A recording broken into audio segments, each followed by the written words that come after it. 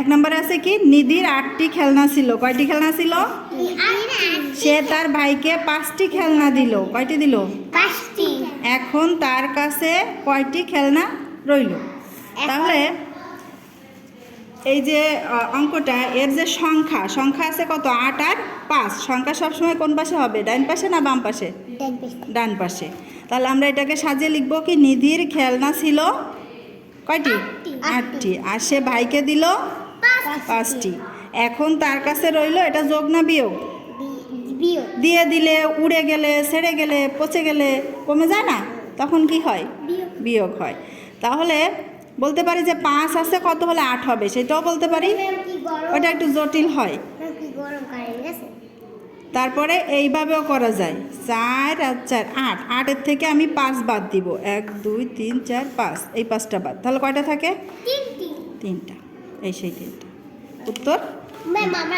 2 নম্বরেরটা ফাইম একটু পড়ো, 2 নম্বরের অঙ্কটা। একটি গাছের ডালে পাখি বসেছিল। কয়টি?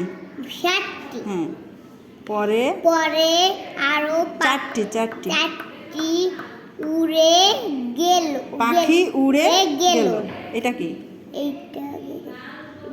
গাছে এখন কয়টি পাখি আছে? আছে নাকি? এটা কি আছে না থাকলো। ওকে।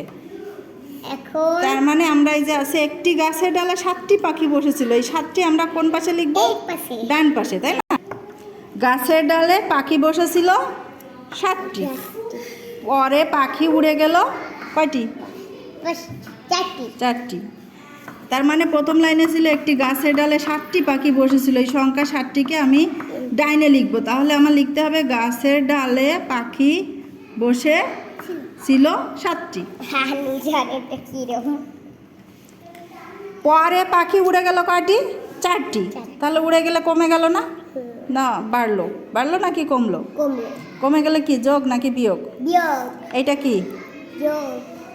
আর এটা বিয়োগ। তাহলে বিয়োগ। এরকমভাবেও করা যায় যে 7টা দাগ দিলাম, সেখান থেকে আমি 4টা কেটে দিলাম, কয়টা থাকে? 3টা। তাহলে 3টা পাখি থাকলো। কিন্তু এইভাবে বলতে পারি যে 4 আমার মুখে আছে। কোথায় আছে? 4 আমার মুখে আছে। 4-এর পরে আমি 5 থেকে 7 পর্যন্ত গুনবো। 4 5 6 7, কয়টা হলো? 3টা। এই সেই 3টা। এইটাই সহজ হয়, ঠিক আছে? 5 আমার কোথায় আছে? মুখে। আমি 5-এর থেকে 8 পর্যন্ত গুনবো। গুনো তো সবাই। 5 6 7 8, কয়টা হলো দাগ? 3টা। মুখের পরে আমি গুনছি 3টা। 5 তো আমার মুখেই আছে, তাই না? এইভাবে করলেই সহজ হয়। বুঝতে পারছো?